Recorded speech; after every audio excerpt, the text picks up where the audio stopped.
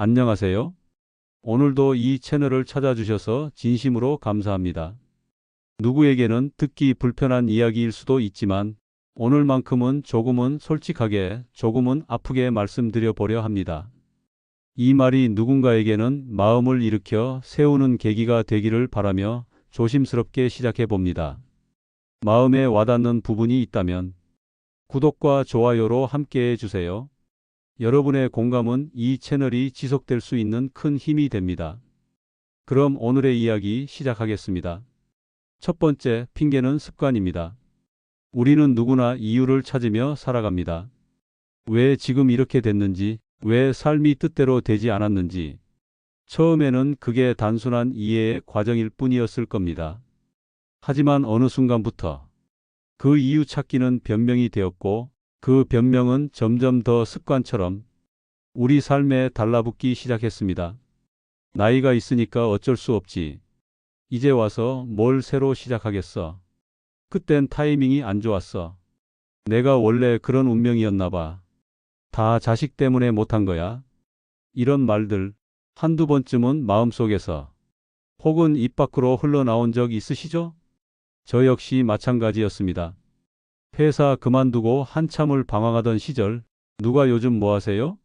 라고 물으면 자꾸만 이유부터 찾았습니다. 그 회사가 갑자기 구조조정을 했고요. 몸도 안 좋아져서 쉬고 있어요. 요즘 같은 세상에 괜히 움직였다가 더 망가질까 봐요. 그 말들 안엔 사실 부끄러움이 숨어 있었습니다.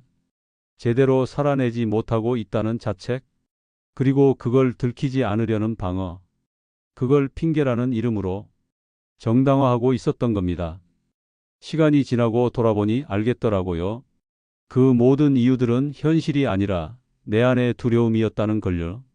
핑계는 처음엔 나를 위로해 줍니다. 그래, 내 잘못만은 아니야. 그 상황이 어려웠던 거지 내 능력이 없던 건 아니야. 맞습니다. 그 말도 틀린 건 아닙니다. 하지만 문제는 그 합리화가 반복되면 도전하지 않는 삶에 안주하는 구실이 된다는 겁니다. 사실 우리 마음속 깊은 곳에서는 다 알고 있습니다. 변화를 시도할 수 있었던 순간이 분명 있었음을. 하지만 그때마다 핑계가 먼저 튀어나옵니다. 오늘은 좀 피곤하니까 내일부터. 저 사람처럼 잘할 수 있을 리 없잖아. 내가 할 수 있는 나이가 아니야. 한 번 실패했으니 또 실패하겠지. 이런 생각들이 이동을 멈추게 합니다. 몸은 살아있지만 마음은 기다리는 사람이 되어버리는 거죠. 누구를 기다릴까요? 상황이 나아지기를, 기회가 오기를, 누군가가 끌어주기를. 하지만 현실은 다르게 흘러갑니다. 기회는 기다리는 사람에게 오지 않고 움직이는 사람에게 보입니다. 예전에 알고 지내던 60대 아주머니가 계셨습니다. 남편 병간호에 자식 뒷바라지까지 한평생 나라는 이름을 잠시도 꺼내지 못하고 살아오신 분이었죠. 그런데 남편이 먼저 세상을 떠나고 아이들도 각자 삶을 살게 되자 그분의 하루가 텅 비어버렸습니다. 처음 몇 달은 이불 속에만 계셨다고 해요. 이 나이에 뭘 하겠냐, 나 같은 사람이 뭘. 그 말이 입에 붙은 듯 나왔다고 합니다. 그런데 어느 날 친구가 이런 말을 했답니다. 내가 못하는 게 아니고 계속 못할 이유만 찾고 있는 거야. 그 말이 너무 아프게 박혔다고 했습니다. 그날부터 조금씩 핑계를 하지 않는 연습을 하셨다고 해요. 나이 때문에 못해요. 그래도 한번 해볼게요. 몸이 안 좋아서요. 그래서 더 움직여야겠네요. 내가 할 수 있을까요? 해보기 전까진 모르죠. 처음엔 두려웠지만 습관을 바꾸는 건 결국 입에 붙은 말부터 바꾸는 것이었고, 그게 생각을 바꾸고 결국 삶을 바꾸더라고요. 그분은 지금 지역 복지관에서 글쓰기 모임을 하며 자신의 인생 이야기를 나누고 계십니다. 그리고 이렇게 말씀하시더군요. 나는 못했던 게 아니었어. 그냥 계속 핑계만 대고 있었던 거야. 이 이야기가 낯설지 않다면 어쩌면 당신 마음속에도 붙박이처럼 자리 잡은 핑계 하나쯤은 있을 겁니다. 이제는 묻고 싶습니다. 그 핑계 언제까지 입에 달고 사실 건가요? 살면서 힘든 상황, 어쩔 수 없는 환경은 분명 존재합니다. 그건 외면할 수 없는 현실이죠. 하지만 핑계는 그 현실을 고착시키는 생각의 방향일 뿐입니다. 생각을 바꾸면 현실은 천천히 따라옵니다. 이제는 그런 말들을 입 밖으로 꺼내기 전에 한 번만 멈춰보세요. 지금 내가 하려는 말 진짜 이유일까? 아니면 그냥 익숙한 핑계일까?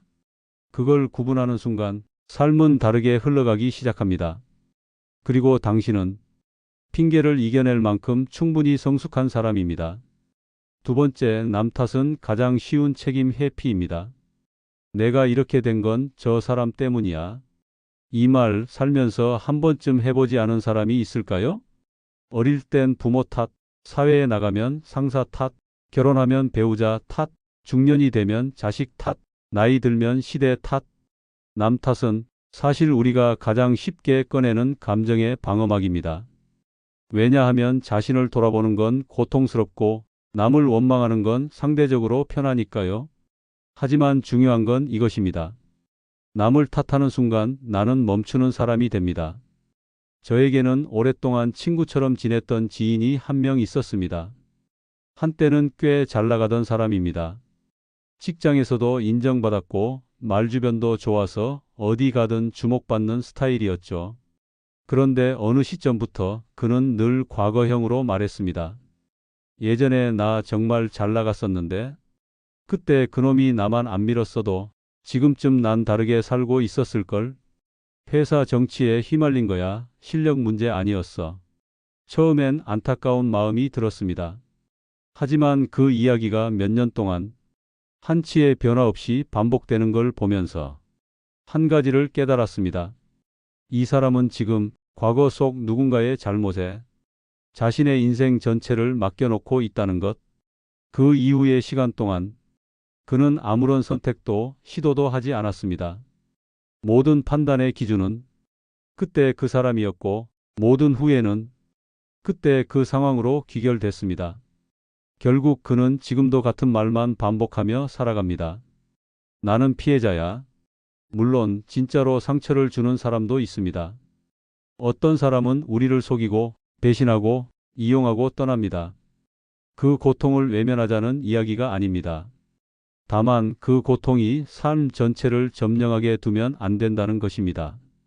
누군가가 잘못한 건 사실일 수 있습니다. 하지만 그 잘못에 인생 전체를 묶어두는 건 이제부터는 나의 선택입니다. 남 탓을 하면 처음엔 속이 시원합니다.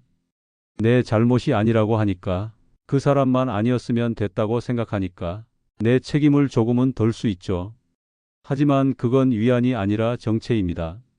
왜냐하면 남 탓을 하는 순간 나는 스스로를 불쌍한 사람으로 정의해버리기 때문입니다.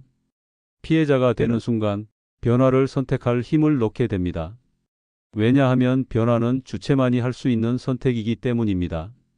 한 여성 시청자분께 이런 사연을 들은 적이 있습니다. 남편이 평생 가부장적이었고 자식들도 나를 이용만 했어요. 이제 와서 내 인생을 돌아보면 모든 게 남편 탓, 자식 탓 같아요. 저는 그 마음이 너무 아프고 이해됐습니다. 그래서 이렇게 여쭤봤습니다. 그럼 지금은 누구의 인생을 살고 계세요? 그분은 잠시 말이 없더니 이렇게 답하셨습니다. 지금도 그 사람들의 인생을 살고 있는 것 같아요. 그 말이 제 마음을 깊이 울렸습니다. 그렇습니다. 남 탓을 하는 순간 우리는 여전히 그 사람의 그림자 아래에서 살아가고 있는 겁니다. 자유롭지 못하고 스스로의 선택을 하지 못한 채 여전히 남이 만든 내 인생 속에 갇혀 있는 겁니다. 이제는 그 그림자에서 벗어날 때입니다. 이제는 그 사람의 책임과 내 삶의 방향을 분리해야 할 시간입니다. 물론 완벽하게 떨쳐낼 수는 없겠지만 그 사람은 거기까지, 이제부터는 내가 나를 책임진다. 그 선언이 필요합니다. 자신의 인생을 남에게 맡기면 남이 책임지지도 않고 남이 대신 살아주지도 않습니다. 그저 나만 멈추고 시간만 흘러갑니다. 오늘 하루 혹시 당신 마음에도 그 사람만 아니었으면이라는 말이 남아 있다면 조금만 멈춰서 생각해 보세요. 그 사람이 떠난 후에도 내 삶은 여전히 내 것입니다. 그리고 나는 남을 탓하지 않아도 충분히 내 인생을 선택할 수 있는 사람입니다. 셋째, 상황 탓은 현실 도피입니다. 요즘 세상에 뭐 하나 제대로 되는 게 있나? 경기도 안 좋고 나이도 많고 체력도 떨어졌는데 뭘 하겠어요. 내가 못한 게 아니라 상황이 안 도와줬던 거야. 이런 말 당신도 해보셨을 겁니다. 그리고 어쩌면 지금도 하고 있을지도 모릅니다. 그 말들 겉으론 다 현실적인 이야기처럼 들립니다. 그래서 더 무섭습니다. 왜냐하면 현실이기 때문에 우리는 그 안에 도피를 숨기고 있다는 걸 잘 인식하지 못하고 지나치기 때문입니다. 중년이 되면 상황이 녹록지 않습니다. 신체적으로는 예전 같지 않고 사회적으로는 자리를 내주어야 할 시기가 다가옵니다. 정년, 퇴직, 사업 부진, 자녀 문제, 부부 갈등. 삶이라는 단어 앞에 중년이 붙는 순간부터 책임은 늘어나고 여유는 사라지죠. 그러다 보니 우리는 점점 이유 있는 포기에 익숙해집니다. 지금은 타이밍이 아니야.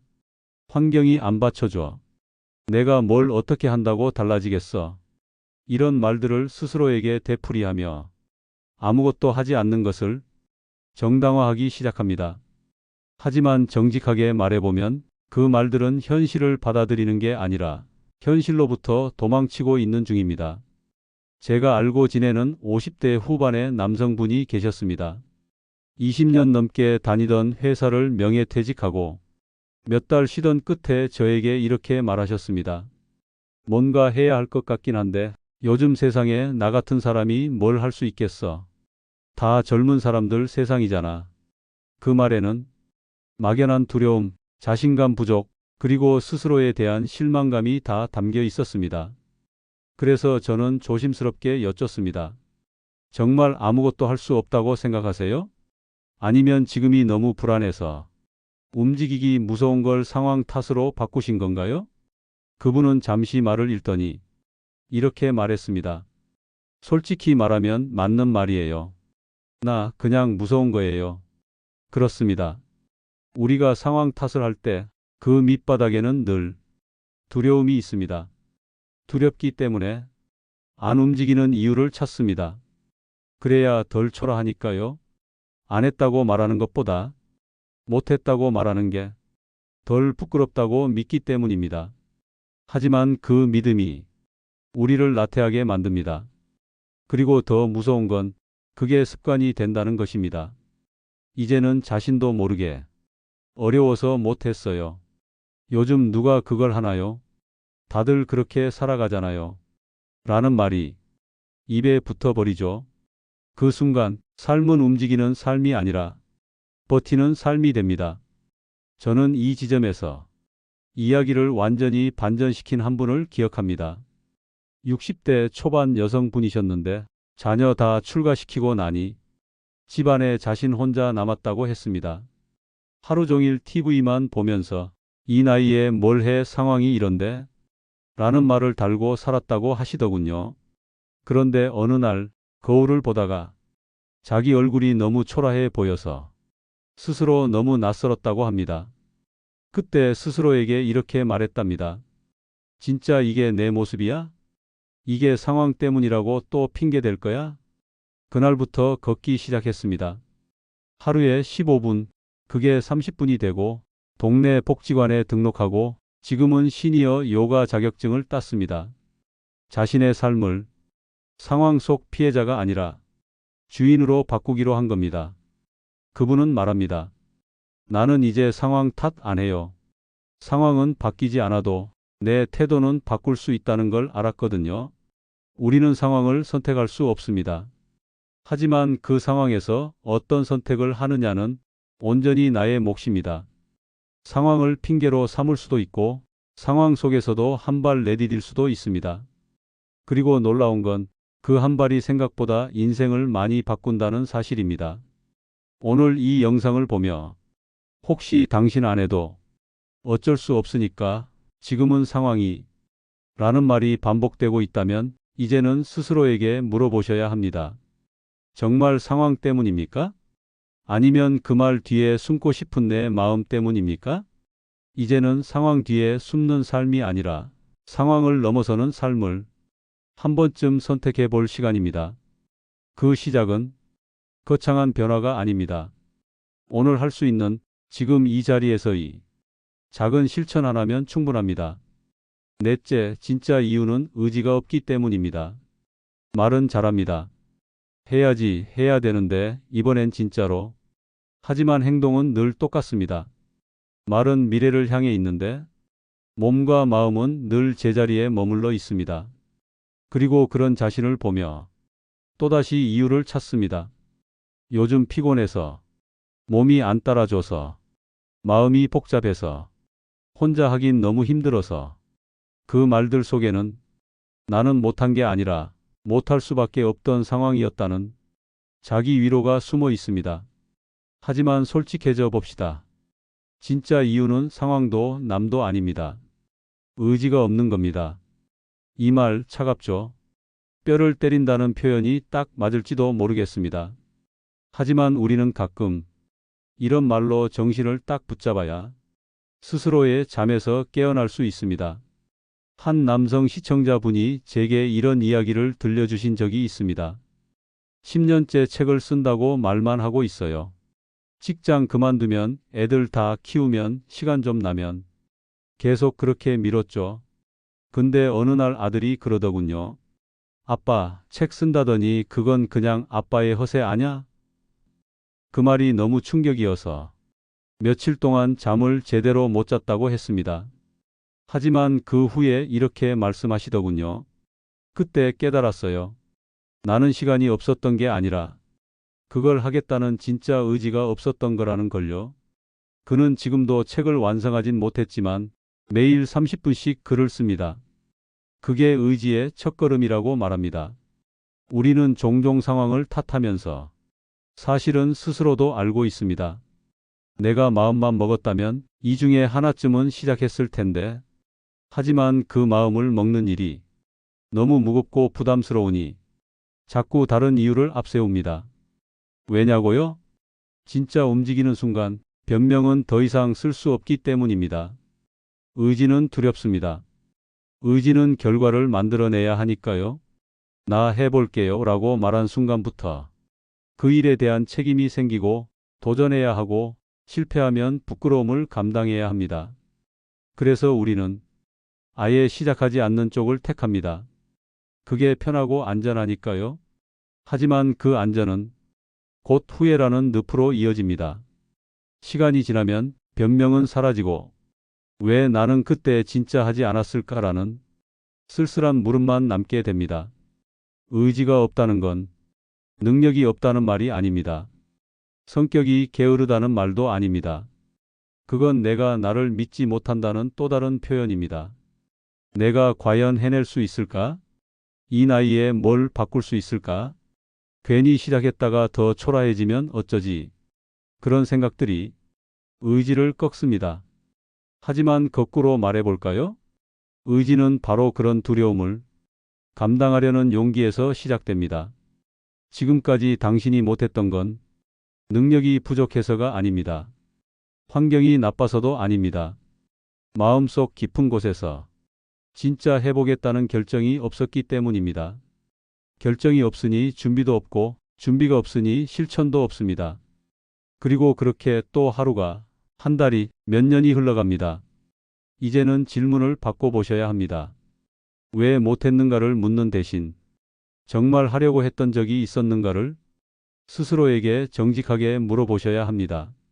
그리고 그 질문 앞에서 마음이 아프고 창피하고 찔린다면 그게 바로 의지가 깨어나는 소리입니다. 하루 10분이라도 스스로의 의지를 확인할 수 있는 시간을 만들어 보세요.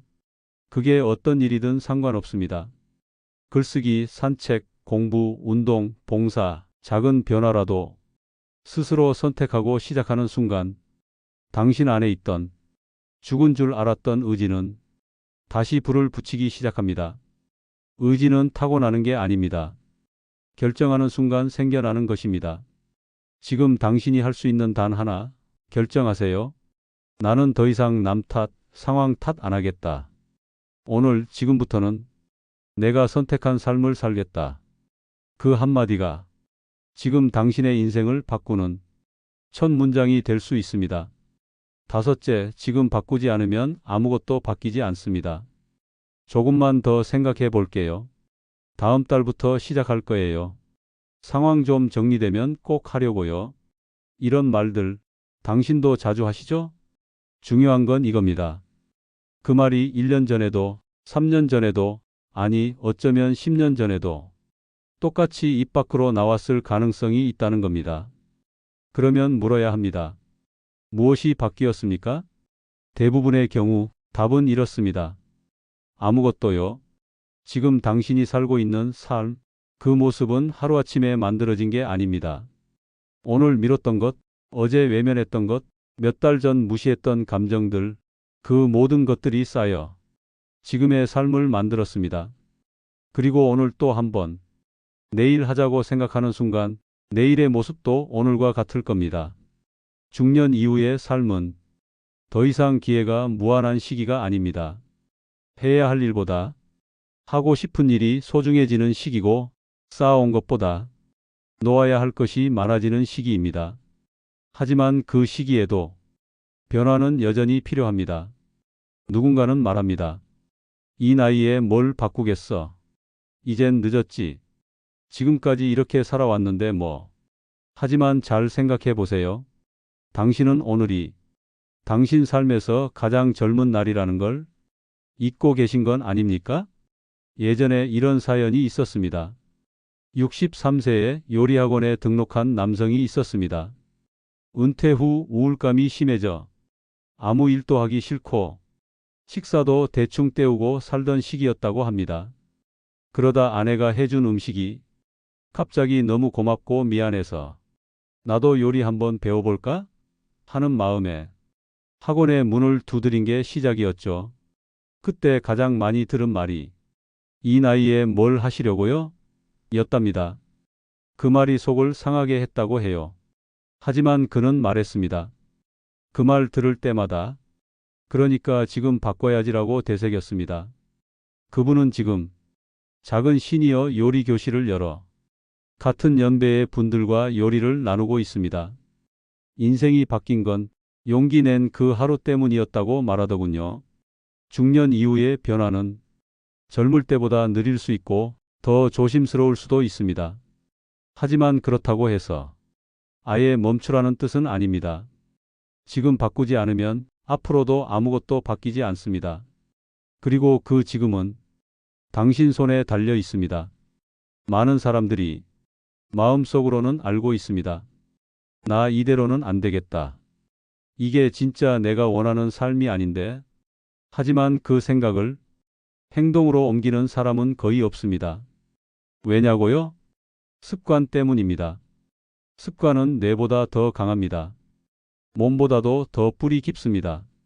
늘 하던 방식대로 말하고 생각하고 행동하는 게 편하니까 바꾸자는 결심은 마음속에서만 맴돌다 사라집니다. 그리고 어느새 또 하루가 지나갑니다. 이제는 결심을 생각 속에 두지 말고 손과 발로 옮길 때입니다.